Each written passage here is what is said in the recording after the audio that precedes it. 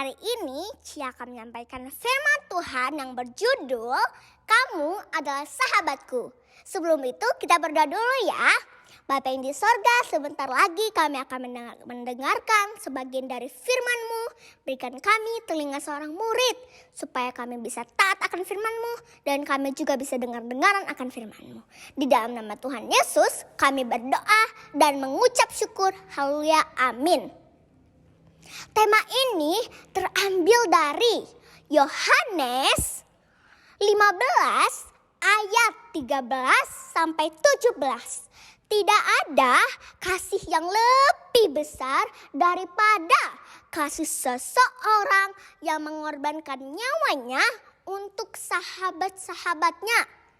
Kamu adalah sahabatku jikalau kamu berbuat apa yang kuperintahkan kepadamu. Aku tidak lagi menyebut kamu hamba karena hamba tidak tahu apa yang diperbuat oleh tuannya. Tetapi aku menyebut kamu sahabat karena aku telah memberitahu kamu segala sesuatu yang telah kudengar dari Bapakku. Bukan kamu yang memilih aku, tetapi akulah yang memilih kamu. Dan aku telah menetapkan kamu supaya kamu pergi dan menghasilkan buah. Dan buahmu itu tetap, supaya apa yang kamu minta kepada Bapakku di dalam namaku diberikannya kepadamu. Inilah perintahku kepadamu, kasihilah seorang akan yang lain. Teman-teman, seorang sahabat itu pasti tahu dong apa yang disukai sahabatnya maupun apa yang tidak disukai oleh sahabatnya.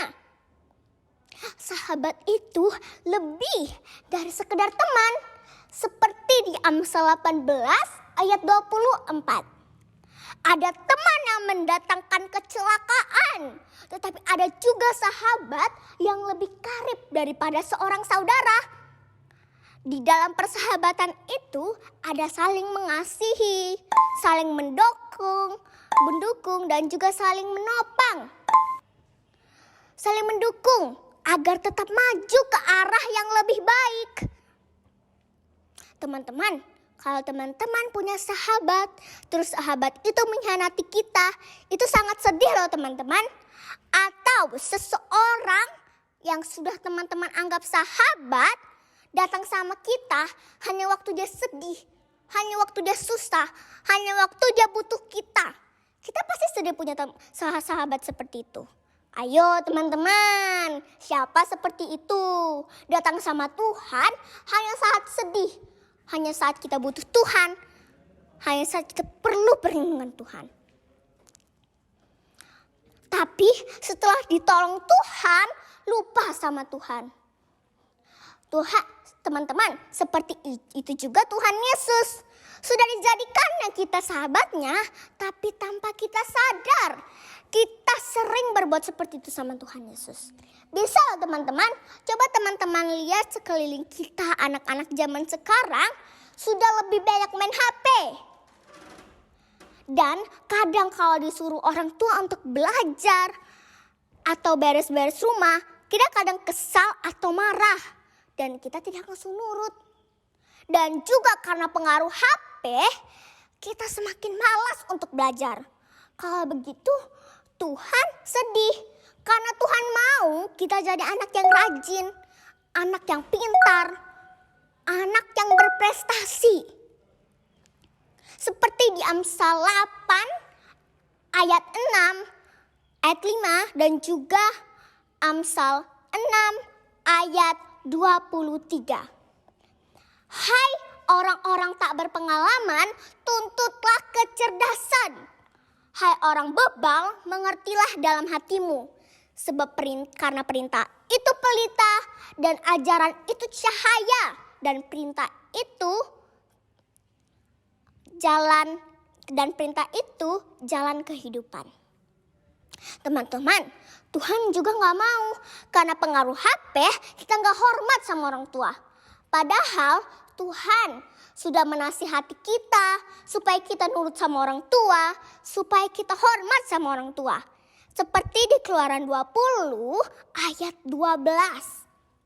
Hai anak-anak, taatilah orang tuamu supaya lanjut umurmu di tanah yang diperintahkan Tuhan kepadamu.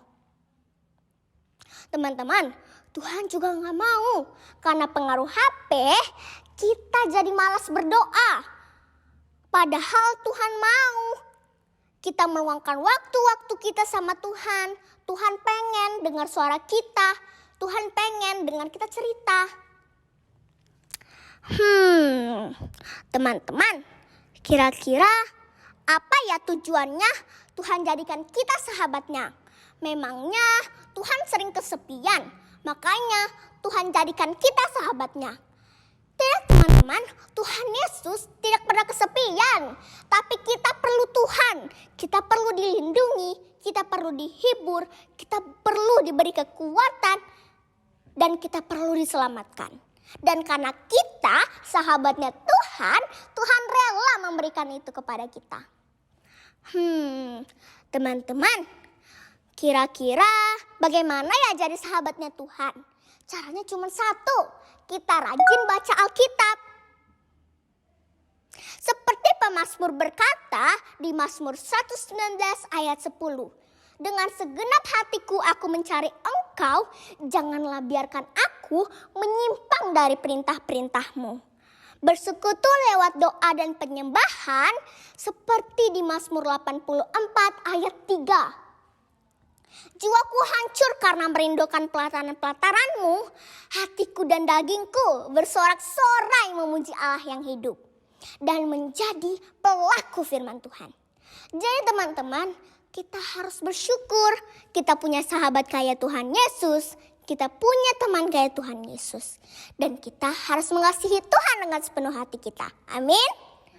Shalom, Tuhan Yesus mengasihi kita semua.